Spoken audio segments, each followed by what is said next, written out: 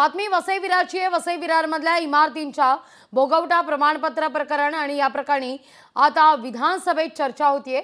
भोगवटा प्रमाणपत्र नसल्याने नागरिकांना पाणी मिळत नाहीये। आमदार राजन नाईक यांचा आरोप आहे। कारवाईची सुद्धा मागणी आहे।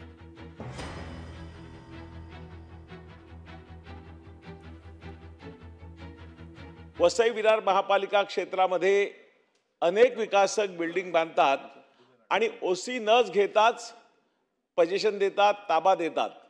सीसी काही बिल्डिंगची सीसी घेतलेली असते, परंतु असं ते का करतात? कारण जो त्यांचा एफएसआय मंजूर एफएसआय असतो, जो मंजूर आराखडा असतो, प्लॅन असतो, त्याप्रमाणे ते बांधकाम करत नाहीत। एफएसआय वाढवलेला असतो, त्याचप्रमाणे ज्या सुविधा द्यायला पाहिजेत रहिवाशांना त्या सुविधा देत नाहीत। म्हणून आपल्या आर्थिक फायद्यासाठी अशा प्रकारे ते बिल्डर ओसी न घेताच पोझिशन देतात। अशा प्रकारे नालासोपारा, विरार, वसईमध्ये शेकडो बिल्डिंग आहेत की ज्यांनी ओसी घेतलेली नाही।